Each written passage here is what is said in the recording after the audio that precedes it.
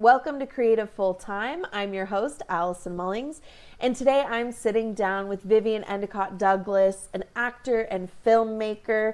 And today we're talking mostly about her performance coming up in Enormity, Girl and the Earthquake in Her Lungs, but we also talk about previous projects, directing on short films, and she's a self-proclaimed nerd for the process, and I am obsessed with it.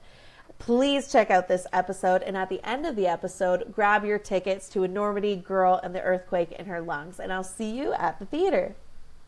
Before we get into this episode, if you could hit the subscribe button, appreciate it so much. It helps us out a bunch, and it doesn't cost you a damn thing. Well, thank you so much for taking the time to talk to me on the podcast. I appreciate it so much. Oh, okay. I want to dive right into the show that you're in, Enormity, Girl and the Earthquake in Her Lungs? Hurricane in Her Lungs? Earthquake. What's in her lungs? Earthquake. I was like, some natural disaster, and I'm screwing it up. Perfect. Earthquake in Her Lungs. And you play the lead, I am told. That's right. And so tell me about the process for getting the role. How was the process for you? Oh, yeah. Well, it's a real ensemble for sure. We're all on stage for the entire kind of 90 minutes. So, and It's just like, it is an earthquake. It's like kind of nonstop. But yeah, for me, I actually didn't audition for the piece. I have worked with Andrea Donaldson, who's the director, a couple of times over the years. And I think she's been with this play. Chelsea Woolley wrote it 10 years ago. So, and it's been like, I think you talked to Chelsea, right? So it's like, yeah, it's been changing and shifting and developing, and Andrea's been with the project the whole time. And originally approached me to do it. We were going to do it in 2020 at Nightwood. And then COVID happened and everything shut down, and I wasn't sure if it was going to happen again, because it's quite an ambitious show. Like, there are a lot of cast members, there's a lot going on stage, big creative team. But then, she kind of reapproached me and was like, do you want to do this still? And I really love the script, and it's just continued to get, tighter and clearer, and Chelsea's language is so much fun to play. So I was like, and I hadn't done theater in a little while. I'd taken a bit of a break from it. And so it felt like the right thing to kind of jump back in. And it's been a really wonderful experience so far. Yeah. Amazing. That's awesome. And what did you love about the script when you read it? What I love about Chelsea's writing is you kind of just have to get out of the way of it. It's sort of like Shakespeare in the sense of all the clues are there in the writing, like with the line endings, the punctuation. And so I really just try to deliver what's on the page. And a lot of the time that is about sort of where you're breathing. And then if there's no punctuation and multiple lines, you're just like, okay, this means I'm going. And then just like with Shakespeare, that kind of creates the feeling for you. So that's what I love about her writing so much, is like that if you just kind of are true to what she's done, you don't have to manufacture anything. It's like it plays you. And she's got a note in the script that says, pick it up, it's faster than that. And I love that as an actor, because you just kind of go, okay, if I keep the pace, then the clues of what I'm feeling are going to be unlocked for me. And and there's lots of humor in that too. Like, a lot of her humor comes from, it's quite quick, it's quite dry, and so I love that. I love that about her writing. And I think, the script in general is wildly original. It's just so original. I'm someone who I'm always sort of interested in inner work and learning, and I'm like fascinated by human beings. Obviously, that's why we're artists, why we do what we do. And Yeah. And I just feel like the way that Chelsea has decided to tell this story about a woman in crisis is so different from sort of when you look at the canon of fractured women, right? Like you take like the classic fractured woman of Ophelia or something. This is, she doesn't get a full arc. She's killed off. She's not really fully fleshed out. There are lots of beautiful things about her, but you don't kind of get to experience her full humanity. She's a plot device for the most part.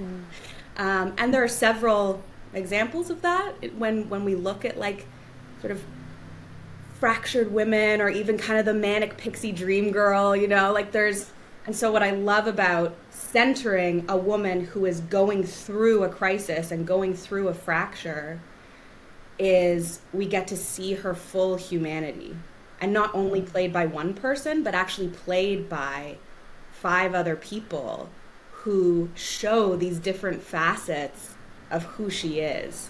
And so, yeah, it's just like, it's so original. And I think she's like brilliantly weaved in, because it's heavy subject matter, but she's also really weaved comedy in this way that's hopefully going to be quite relieving for the audience. It's certainly relieving for us inside of it, like a lot of the laughs that we have in the room are because the script is so funny and it's so much fun to do. Anyways, yeah, that's, I forget what your original question was. But You answered it. It was good. It was just like what you loved about the script. But it sounds like, too, is when there's good writing, then it's easier for actors to do the work that they need to do. Does that make sense? Yes. Not to like cheapen the work, because there's still a lot of work to be done. But there's nothing worse than getting a script and you're like, this is not how people talk, and I have to make this sound natural as possible. Yeah. Yep. So it's a good writer makes a big difference for sure. Yeah. So that's awesome. Yeah. And I love the idea of the character and diving into all of her complexities over this fracture, because you're right, it is not deeply examined the way it should be. And we're so much more than what is perceived in the grand scheme of things. So this is exciting. I'm really excited to see the show. How are you feeling in the rehearsal process? Where are you guys at the fun polishing part? I wish that was true. I mean, absolutely. In certain moments, yes, we're in a refinement stage, I suppose you could say. Is it 2 weeks from now or 1 week from now? Oh, it's 2 weeks. Yeah. Nightwood Right? does this amazing thing where they do sort of 3 weeks, the usual 3 weeks, but spread out over 4. And so I'm constantly kind of going, are we in week 3 or are we in week 2? Like, what is it? But it's nice because then it means that you work shorter hours, have more time to kind of let things percolate and to process things and to rest. And also for folks who are parents or whatever, who have families and other responsibilities, it's like a little bit less of like a intensive workload. Right. Which is one of the things I love about Nightwood and working at that theater company. Their values they really are a values-driven place to work and employer, and I really appreciate that. But yeah, where we're at in the process is, Andrea really works in drafts, and a lot of it is about finding things on our feet. I remember when we were working on Romeo and Juliet together almost a decade ago, she sort of reflected this thing to me. She said, Viv, I think you're quite a kinetic actor. Like, I think we need to just keep figuring it out by trying things. And that was a really helpful thing for her to reflect to me, especially at that time, to kind of go, oh yeah, I think that's true. I think I will know what feels right, what feels true, from trying out different things, as opposed to intellectualizing it or talking about what I might try. Mm. What I really need is to go, let me try something. Let me see how this plays, and then we can adjust from there. And the thing that I've learned about Andrea is that she also works that way. She likes to try stuff out, and then once she sees what's right, she'll go, "Yeah, I think that's it. Let's go with that." Mm. Um, Nice. which is very collaborative. It's a very collaborative way of working, and yeah, I think there's a lot of trust in the actors, which can sometimes feel a bit like, "Woo," like if you're used to working with a director who's sort of just like, do it this way and this is how I want you to do it. Um, at first it can feel a bit like, oh wow, you're putting a lot of trust in me. But I think I've worked in this way enough now that it's helped me to learn how to assert myself, how to make offers, how to, ask for what I need. Um, and so yeah, it's a great process. It feels very collaborative, and we're really at the point where I think everybody would say this. We're like, yeah, we're getting into a place of like, okay, we've done a couple stumble throughs. We know increasingly what the arc of this thing is, and so there's still lots of work to be done, but we're also kind of delirious and exhausted, and so it's sort of is fun. Like we're laughing a Yeah. lot at ourselves, and I think everybody at this point in the process is more comfortable letting their clown come out, and so I think, yeah, we're making more discoveries in the work that feel really good to be making, and fine tuning things, and then we're also kind of like being very silly. Nice. Yeah, That's so fun. yeah. That's I love it. about rehearsal, right? It's like we don't get Yes. that as much usually, so, certainly not in TV, uh, Mm. and so it's like really joyful to be. I love being in a process. Yes. Yeah, yeah, we're having. And the freedom to play and the freedom to fail too, which is really nice. Like Yeah. the trying different things. It's like, okay, I can try it, and I'm comfortable knowing that if I try it and it doesn't work, no harm's gonna come to me. Like that's Yes. exactly what the rehearsal process is for. So Yeah, I'm that's not just gonna get one take and then, it's time to move on. good enough. Moving on. Yeah. You're like, no, I can do it different. Like, no, I can do it any way you want. Just give me a chance. Yeah, absolutely. Oh my God. No, it's so true. Like it does feel there's something so, and yeah, I hadn't done theater in a little while. I mean, I've done a significant amount of it, Hmm. but yeah, there's something so empowering about that to just go like, oh, I can actually take a big risk here because the stakes are so low. If it doesn't work, we've gained some knowledge. Like we've figured out, okay, that version doesn't work. What else can Yeah. I try? Um, Worst case scenario, we can pretend it didn't even happen. totally, totally. Yeah. But yeah, that's awesome. That is so much fun. Yeah. When did you get bit by the creative bug? Based on your resume, I'd say pretty early on. Yeah, yes, I started as a kid,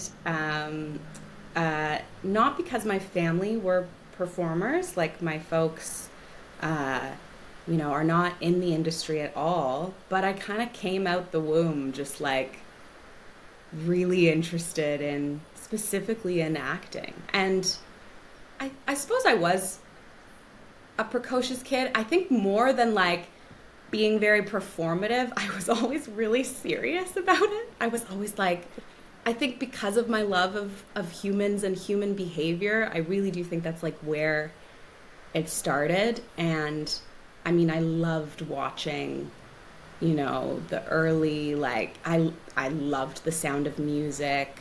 I loved Carol Burnett in Annie. Like, I loved these kind of like amazing women's performances, in musicals, and yeah. And then when I was in grade 5, I played the Wicked Witch of the West in The Wizard of Oz, which I think I was given that part because I'm not the strongest singer, but I like made a huge meal of it. Like I just like loved Yes. being the Wicked Witch of the West and like having my face painted green. And I just remember completely milking every little moment that she got and really feeling like the audience was like that early feeling of like, I've got them, you know. Yes, yes. And the lore goes that I like made babies cry with my cackle. And so anyway, I that love story I it. like to tell in terms of like when I got the real bug for it because I was pretty young. And I started going to like drama classes. They were called Dragon Trails Drama with the veteran brilliant actor Jill Frappier, who is very much still around and working. And I started taking classes with her like after school. And she said, yeah, to my folks, like, Vivien's very, serious about this. Like, have you considered her doing it more professionally? And my parents were quite hesitant, I think. At first, they were like, let's wait a little bit. And then it was actually my granny, who I was always very close with. She grew up in England and had wanted to be an actress, but her dad didn't let her. Because it wasn't, in his mind, a viable option at that time. And so I think it was her that kind of said to my folks, you know what, if she wants to do it, you should let her do it. And so I was 11 when I like first started working professionally. And I played Betty Paris in The Crucible at Theatre Aquarius. I just got to like sleep in a bed for the first act. I was like, this is great. And actually, well, anyway, I won't give it away, but there's a kid in this production who kind of gets to do the same thing. And anyway, bed acting for kids is like a good thing. Yes, Yeah. that's fantastic. Way to go, Granny. Good for her. I love that. Just I like, you know what, you should probably do it. know. That's awesome. What a cheerleader. That's Yeah, totally. fantastic. Absolutely. Like such a force in my life. And yeah, and from there, she and I would always, whenever I was working, like she would come to set with me sometimes or be my chaperone on plays. But also like as I grew up, I would just talk to her about every project. And yeah. That is so cool. hmm hmm That is so cool. She must have been like, this is a dream come true. Very, very, very English, very sort of stiff upper lip, but yeah, there were Yeah, moments. There were moments where she, I could tell how much it meant to her, and that she was proud for sure. that is so cool. hmm I love that. That is so, so sweet. Yeah, Um, did you go to post-secondary for acting, or were you already in it? I was kind of already in it. Yeah, I was working in like film and TV when I was a teenager mostly, and then Richard Rose at Tarragon gave me kind of my first gig out of high school, um, and then he sort of invited me back the next year to do Forests, which is the Wajdi Mawad like epic play that came after his play Scorched, and yeah, I guess that was around the age where I would have been going to a conservatory, and it was a big question for me of should I go, should I not go? I'm already working, like what makes sense? And um, yeah, there were enough mentors in my life at that time who sort of said, well, you can train anywhere, you can choose who you want to train with, and also you're learning on the job. Why don't you just sort of see if you continue in that way? And I think again because I am such a learner, and I love, I love humans, not just through sort of an acting lens, but through sort of cultural and social lenses as well. I decided to go to U of T and just like take courses in women and gender studies and equity studies, and I guess that has, just sort of added to the tools that I continue Yeah. to kind of use in my practice or whatever. And then I've trained all over. Like I have trained a ton. I just never did a conservatory. I always love to shout out my very dear friend and mentor, Ray Ellen Bodie, who was sort of the voice teacher at Pro Actors Lab for many, many years. She's amazing. And I learned so much from her. We worked together for like, I took her class for like 7 years. And she got me really into like voice for the actor and Linklater. And so then I went to Shakespeare and Company in the States and did like some intensive work with them. And then I went and studied I did this like, I don't know if you call it like an eat, pray, love thing or whatever, but I like went on like this journey. I went to Edinburgh and I went to the Fringe, and then I went up to the Highlands and went to these little islands called the Orkneys. A lot of Celtic history, which is where quite a bit of my sort of ancestors come from. And then I trained with Kristen Linklater up there for a few weeks, which was amazing. She wrote Freeing the Natural Voice, which is sort of like a staple for that kind of work. And yeah, she was amazing. She's terrifying and like incredible. Yeah. And I'm grateful that I did that when I did, because actually she died in 2020, which was only a few years after I went and worked with her. So yeah, I've kind of like, worked with people. I went to the Canadian Film Center, like I did their actors lab. And yeah, I've been lucky to I'm never going to stop. Like I just love classes and learning kind of new ways in and getting to be in like a risk positive environment. Yes.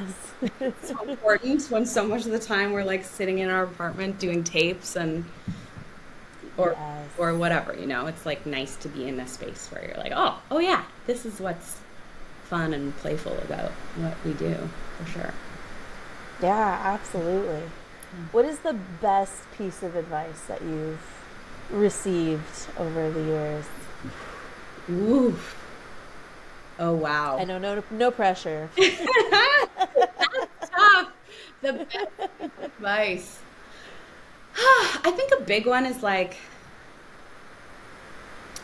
I mean, oh my gosh, there's so much. Like, I think being in spaces where you're encouraged to be in touch with your instincts and where that channel is like kept open, whatever that means. Like if it means you play sports, like sports are very instinctual, like, and you have to sort of be keeping that, I don't know, alive. But yeah, I would say that's the biggest thing that has helped me is knowing how to like let my instincts lead.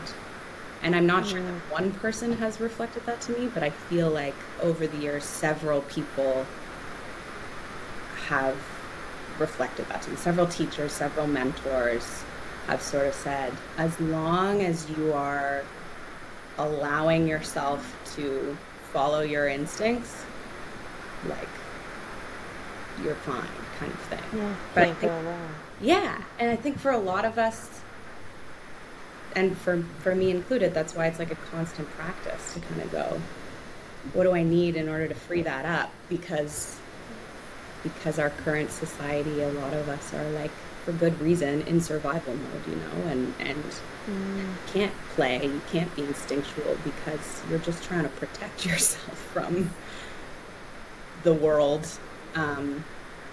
So yeah, I think practices that help me get in touch with that like impulse and instinct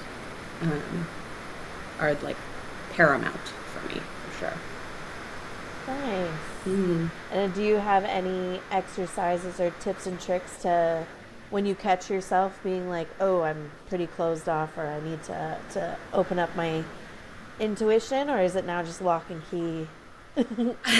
I love that question. Yeah, I feel like it's like, I remember the first voice class I took, because I hadn't done any other training like that. I walked in and Ray Ellen was like, hi, oh yeah, I've seen you on stage. Like, great. Where did you train? And I was like, I haven't. And she was like, oh, interesting. Okay. This is going to be a little weird for you. but let's just throw you in and we'll see, you know? And everybody were like, got on their yoga mats and they were like, oh, you know, like making these like whale sounds. And I was like, yes, like I knew what I was doing. And yeah, I didn't, but I just like jumped in. And I think that's in terms of for me, my practice, it's like, okay, I notice when there's tension and when I need to like let that Mm. go. And a lot of the time that is making sound, silly sound, laughing, like whatever it is to just like shake out the tension. Mm-hmm.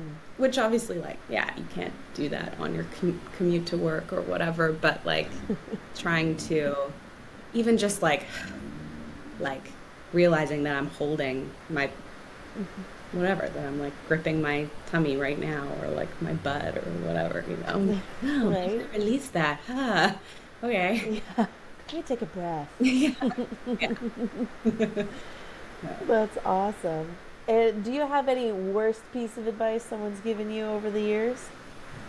Oh my gosh. I would want to know what your answer is to that. That's Mine is, I think, the worst advice that I've gotten is just from myself of saying like, oh, I'm too tall to do this, too fat to do this. I'm like counting myself out before anybody's even seen me.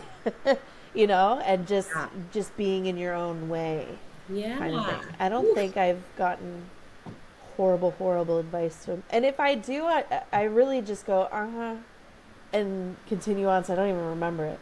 Yeah, good for you. Yes. Oh my God. I think that's so true. I got like goosebumps when you said that. I was like, yeah, Oh, nice. absolutely. I think that's so true. I feel like people have kind of, talking to other actors and stuff can have horror stories about theater school or about casting directors, Hmm. reflecting really shitty things to them like that. And yeah, I've certainly had adverse experiences, like having doing this as long as I have been now, of course. Um, but yeah, I think that would probably be similar for me, counting myself out before I've even tried. I think that's really good. Yeah, Mm. because it's like you never know. You never know. Yeah, Hmm. yeah, you never know. And I think oftentimes too, like, even if they call me in, they're like, "Hey, we want to see you for this." I'm like, "No, you don't." Like, I'm like, "Why? I don't even think I fit this description." And it's like you're not seeing their vision Hmm. yet. Hmm. Maybe they're going a different way. Maybe Yeah, they're switching things up. yeah, If you get a role that's like, oh, typically I wouldn't play this type of woman, yeah, but you know, yeah. maybe they're just not typecasting that time. I don't know. Totally. And I love that. Like I think that's true from speaking with casting, they don't know necessarily what they want. And sometimes they see something and they're like, "Oh, that's really interesting or a different take on this person." And yeah. Hmm. Yeah, I think if it's like fulfilling enough to do the work on something like that for us, then Right. it's like worth it. But yeah, I feel like that's definitely a good counter to Hmm. to to that bad advice we can give ourselves for sure. Yeah. Absolutely, And also like absolutely. I think another thing is this kind of thing that can happen like this. I suppose it's not a myth because there are real reasons that this exists, but having to say yes to things, like having to say Mm. yes to everything, or this idea Yes. that we should say yes to everything, when for sure there's an element of like, yes, just jump in, do you, and they can take it or leave it.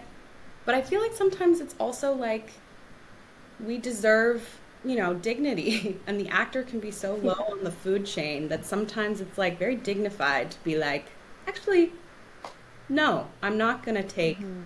2 days and drop everything and, do this thing that actually isn't aligned with my values. I'm just going to like say no. And so much of the time, Yeah. you're like conditioned to say yes. Yes, Yeah. especially like in early days in your career, like, well, Yeah. you never know where it's gonna lead, and like, yeah, sure, But also, you're right, like dropping everything to be available for 2 days for, let's say, a commercial or whatever.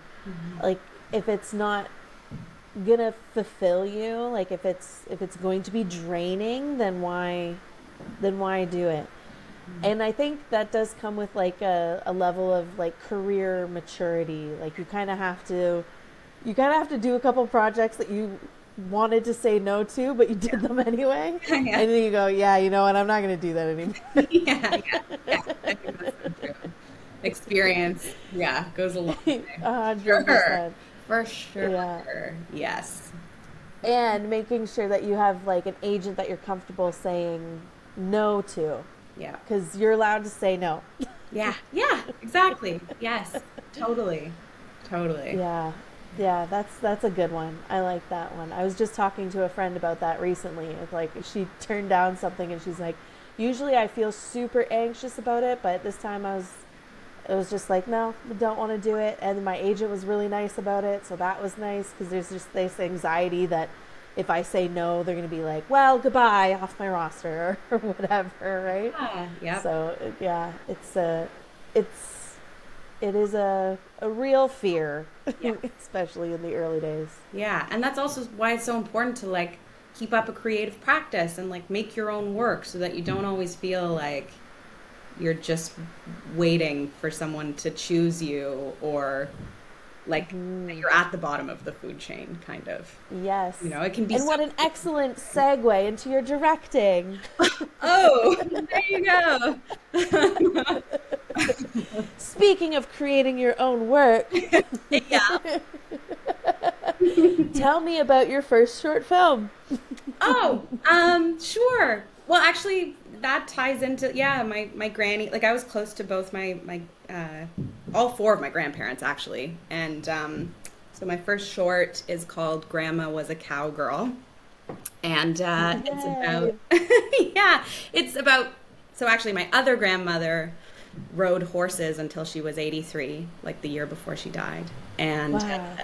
always went back to BC to this ranch to do like yeah Western style horseback riding. She was also a painter and a beautiful artist.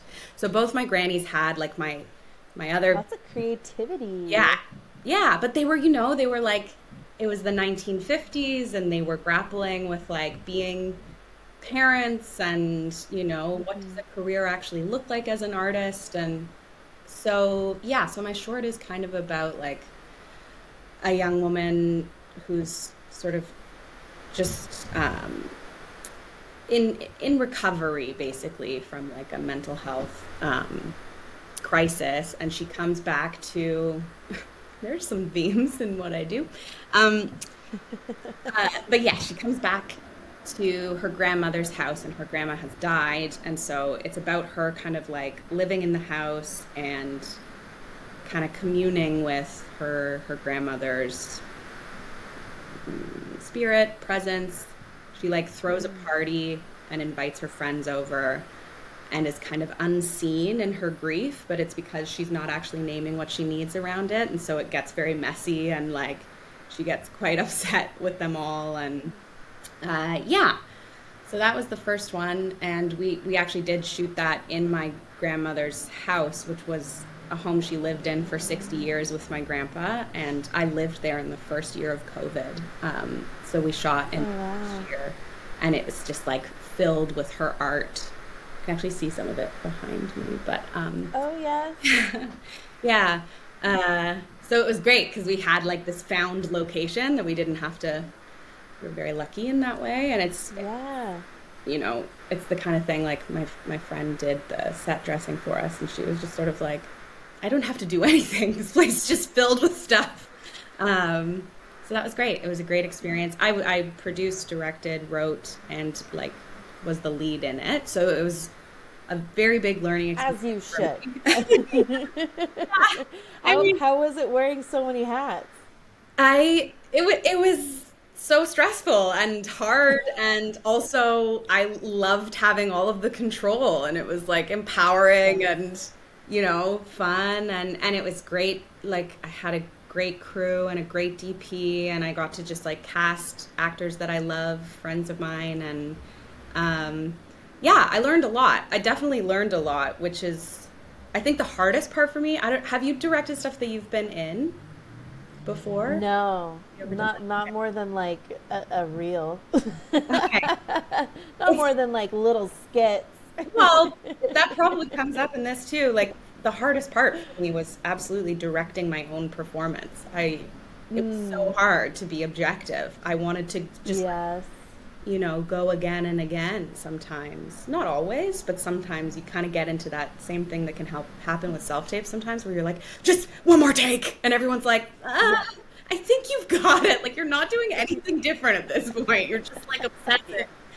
Um, so that I think I know what I need now. The next time I direct something that I'm also in, I've since then directed a couple of things where I haven't also been in it, which has been very helpful to just try to like hone the directing a little more without the pressure Mm, of also performing in the thing.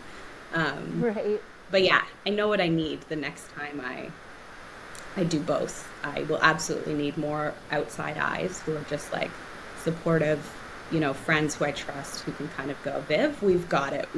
You've got it. You can move on kind of thing. And other stuff like Yeah. that. Like I learned what I would do differently for sure. But I'm also very, very proud of it. It was something that just like needed to be made. I think it needed to be the first Mm, thing that I made. It's quite personal and at that time yeah. in life was just what was really present for me. So yeah. Yeah. Yeah, that's beautiful. And what were some of the things that you learned that you would do differently next time?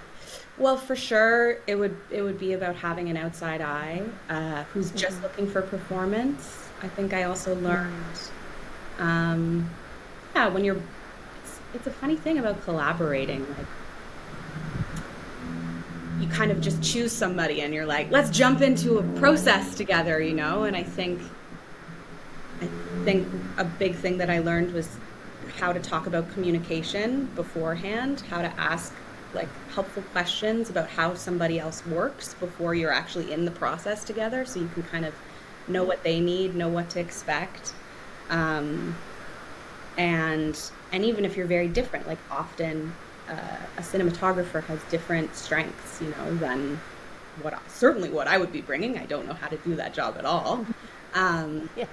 but to kind of talk about how do you see what your job is and how do you see what's helpful from me as the director for you to like do your Mm, best work and have a process that feels good for you and um, yeah, and I think I just know a little more about what my baby fledgling process is as a director, mm-hmm. like that same kind of trying stuff out and building that into the process is important to me. Obviously, being super prepared, but then also working with folks who are able to kind of like dance and be fluid on the day if we're sort of like, ooh, actually, can we try this? And that aren't, you know, rigid or wanting to stick directly to a plan. Like I like a little bit of discovery. A little bit of flow and Yeah. discovery. Yeah.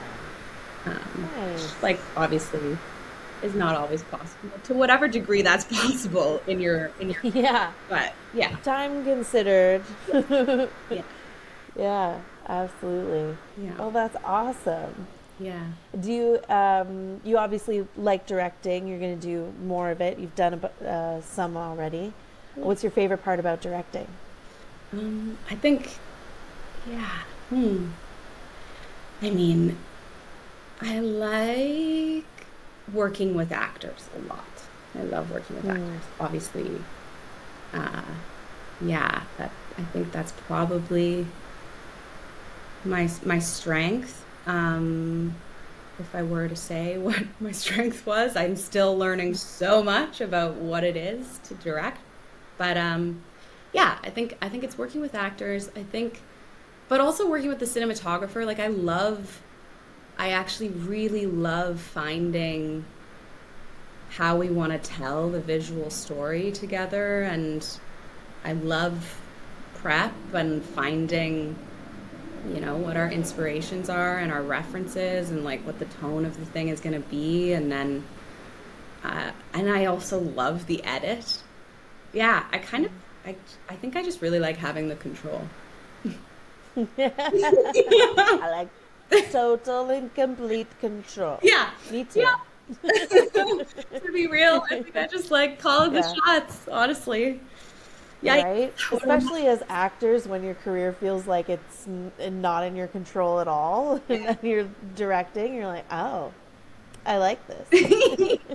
yeah, yeah, yeah. If Yeah, I'm being that's real, that's fantastic. totally what it is. And but like it's so exciting because it's this whole form of expression that includes all these other things in it, like whether you're writing it or, but then also, yeah, the crafting and the edit. Like I've just learned also so much about acting from watching, you know, uh, dailies and footage and whatever. Like you learn a lot from, obviously from watching myself, but uh, yeah, that's a humbling, very humbling Yeah. experience. You're like, Yeah, I feel like "Cut, everyone can we should just be cut?" in an editor's room at one point. Yeah, yeah, totally. Yeah. I'm constantly trying to just, yeah, cut myself out of, I'm like, just, just me cut that scene Just skip, skip, entirely. skip, skip. Get rid of it. What if we don't see my face here? Just, Just to the back of my head. We'll do their close up. Thank you. yeah, that's it. That's all we need. That's so funny. Hmm. That's so funny. Yeah, it's hard to be subjective as a when like directing yourself and being like, but that shot was prettier. That's what I do. I'm like, but that one was prettier. For I'm sure. like, yeah, but we're not looking for pretty. Yeah. Oh my God. I know. Yeah, that's me too, for Yeah. sure. It's a fun process. It's a fun process for sure. Mhm. Do you have a favorite project that you've worked on? In that, we'll just go with theater first. Mm. For favorite theater Yeah. project, with the exception of the one you're in right now, because obviously that's the favorite. Yeah, in 2019, I did a play called Guarded Girls at Tarragon Theater, um, Mm. which that play was written by my very, very dear beloved friend Charlotte Corbe Coleman. And I had been with it for 5 years from the moment she was sort of commissioned to write a play about women in prison by a theater company in Kitchener called Greenlight Arts. And they had sort of, yeah, commissioned her to write something based roughly on the life of Ashley Smith, who was a young woman who died in solitary confinement at the age of 19. And she had been in the prison system from 13 to 19. And she was first incarcerated for throwing a crab apple at her neighbor and then never made it back out of the system because she was such a problem. And she was shipped around the country and spent the majority of her sentence in solitary, even though she wasn't even an adult yet. So it's a very, very tragic story of what happened to her. She ended up, yeah, dying in solitary. But so Charlotte, at first they were sort of like, maybe it's a one-woman show, and then Charlotte was like, I don't want it to be a one-woman show. I think I'm hearing more voices in my head around this. And so the cast grew, and Virgilia Griffith and I were kind of like, yeah, with it from the beginning. And it was just so special to be like part of a process and to have this, our roles kind of crafted for us, and also to do that show and to perform it. We didn't perform it in prisons, but we performed it for a lot of audiences of people who had been incarcerated. And and I also got to meet Ashley's mom and her sister. And I got to meet a senator, Kim Pate, who does a lot of work on behalf of incarcerated women, and like prisoners' rights and stuff. And anyway, it was just such like, but also the play itself, what we got to do in the play was, this whole conceit is that they play this game where they basically, in order to pass the time, act out other people in the prison. So you kind of like, there was this like amazing sort of like empathy and theatricality. And as the actor, you're getting to kind of play one person attempting to act out another person. So there's just like cool acting challenges in there. And yeah, it was just a very, very special experience. And Charlotte actually like won the Dora Award for Best New Play that year. Like it was recognized for how great of a piece it was and or is. And yeah, it was just like a really great room of other women, and I learned a lot from the people that I was working with. And then yeah, it was just a very meaningful project to like meet the people who were in the audience. And so many people came up to us after, when we had invited folks who've been incarcerated, who were like, really, like, that's what it's like, you know, which was wild. Charlotte had done a lot of interviewing and a lot of research and stuff. But it was cool because it's quite like a theatrical conceit, but then to have people like reflect that whatever the feeling of the thing was on some level quite truthful was very cool as well. Yeah, I would say that's definitely That's amazing. very favorite. What a gift. I love that. Yeah. That is fantastic. Yeah, the multiple characters would be fun. And yeah, the fact that people who have lived it coming up and validating the performance and the writing, that's incredible. That's amazing. Yeah, it's very, very, very special. And also, like, I love playing stuff where, yeah, you don't have to be like, it's about the person. You know, I love playing a tough guy with a heart of gold and like a little scrappy whatever person, and Yeah. I just loved the character so much. Like I just fell in love with her. And that's always the thing for me, like it's the character for me for sure above everything, which I suppose it is, must be for everybody, but like yeah, I just kept finding stuff in her. And she was funny too, and very dry and like protected, that's, you know, guarded, but then on the inside such a softie. So it's so fun to play that, like, you know, dynamic. Yeah. Absolutely. I love that. That's awesome. And do you have a favorite film, TV project you've worked on? I I did a feature film a long time ago now, like 10, 15 years ago. It was very special because it was so independent, and it was a lot of folks that like work in the theater. Lane Coleman was the director, and yeah, it was just, I think again, like just a special process, where I didn't have to audition. He asked if I wanted to play this role, which is always like such a gift and nice thing, and sort of gives an inherent sense of trust and like confidence. And so I think, yeah, that was a very special summer. We shot it in Saskatoon, and yeah, we all just sort of fell in love with each other and like had a very like just dreamy time. It was like a romance, so it was very yeah, just dreamy. Then that was, yeah, it was special. I think the independent film experiences are like my favorites in terms of working on camera, for sure, because I think it brings that quality of like we're doing it for the art, you know. And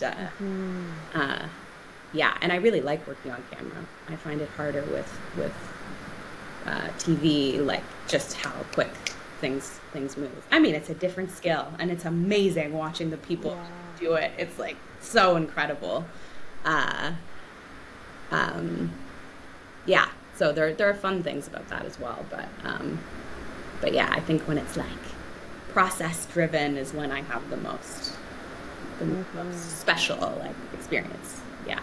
Yes. I'm obsessed with how much you love the process. I love it. Everything is like, the process is the best part. And I'm like, yes, it is. It's fantastic. I love it so much.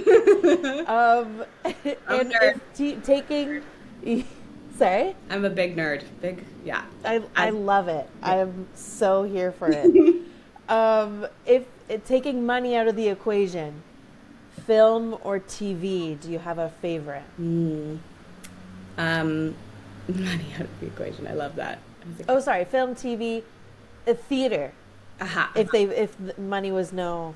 Yes. If you're paid the same amount to do. Yeah, exactly.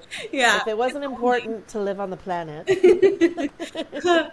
That's a tricky one. I'm curious what your answer is to this too. Like, I don't know. I think they're just different. I just like it all. Like, I really like it all. I think because I love the process so much, theater is inherently there's more time for process. And so Yeah. I love that about the theater. But in terms of the actual, like, medium, I love the intimacy of working on camera. And I love, like, I feel like I'm constantly learning how to just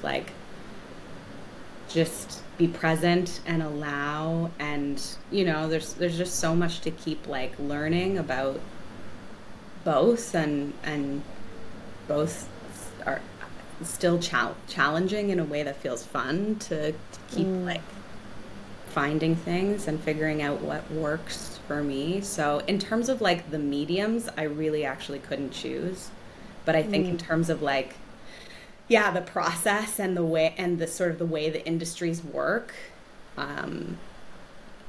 I've just had more fulfillment, and I've gotten to play way more of a diversity of like characters in the theater, which I really love. Like, I think in film and TV, obviously we can be a little pigeonholed into one thing, how you look, and a lot of the time what I do does not completely match up with like this like baby face. So in the theater there's like you can find more dynamic within that.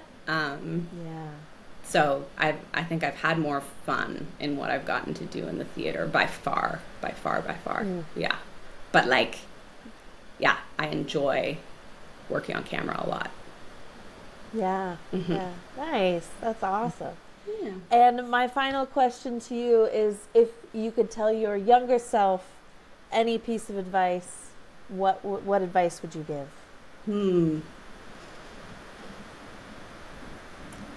Honestly, I'd probably let her do the talking.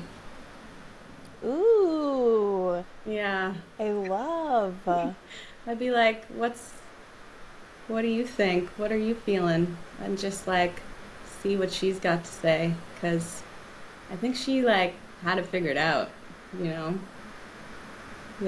Yeah. And I've never loved unsolicited advice.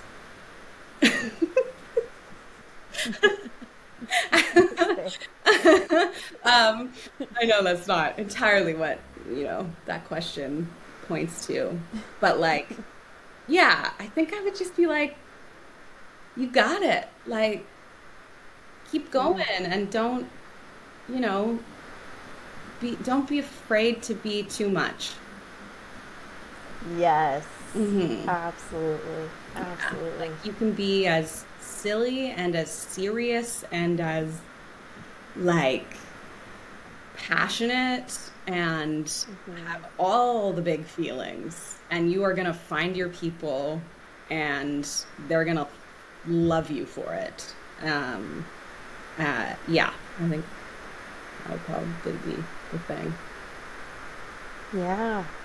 Amazing. I love that answer. I love it so much. It's very true. It's very true. Sometimes I think about how freer of a performer younger self was before, the critiques, the criticisms, the social moments where you go, oh, sorry, I got to rein that in. Yeah. But yeah, I love that so much. That's awesome. Is there anything before we sign off, anything else that you wanted to talk about or you wanted me to ask you about that I missed? No, I don't think so. This has been so great. Do you ever have someone come on and interview you? I did at the beginning. It's ironically, I don't like being interviewed. I understand. It's so nerve-wracking. I get so nervous asking the questions. I can ask the questions all day, Right. But being interviewed, I'm like, all of a sudden I go, I have no valuable information for you. I don't know what you want from me. Yeah. And I don't think anybody will find this useful, you know? So it's yeah, which is like not for me to even say. Yeah. You know, so Totally. it's definitely a work in progress. I've done a couple interviews now, and so I am getting better. Yeah. And it is one of those things where it's just like take it or leave it. I guess like we're just gonna have a conversation. Yeah.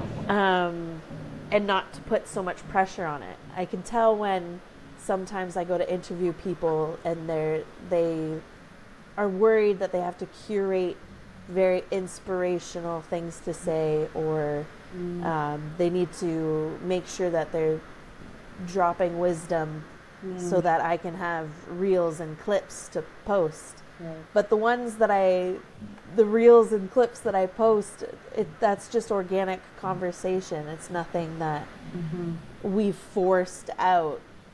Nobody comes to the interview being like, "Oh, I'm going to say some profound shit," you know. So I mean, I did. I woke up at 6 a.m. and wrote. I did. So make sure you post it. No, but that makes sense, and you know, it has felt like a conversation, and you've done like a beautiful job of sort of. Making me feel comfortable and like you're great. Thank you so much. Great at this. Thank you. I appreciate it. For sure. Yeah, it's that's another thing that's been developed over the years. At first, when I'm in my second year, but at first I was very stiff, very. So where did you go to school? and not conversational at all, but right. It's been really nice, and you've made it really easy. You're a fantastic guest and very easy to talk to. So thank you so much. This was absolutely fabulous conversation. Yeah, it was really great to chat. Thank you for squeezing it in. I know that it was kind of hours, but. No, that's September apparently. September is just nuts for everyone. Yeah. So, but yeah, I appreciate it. It was really great. I'm glad that we could fit it in before a show. Yeah. Thank you so much for watching and listening to this episode. Grab your tickets for Enormity Girl and the Earthquake in Her Lungs. Send this to a friend that you want to go see a show with. Give us the thumbs up and make sure you are subscribed. And I'll see you at the theater and in the next interview.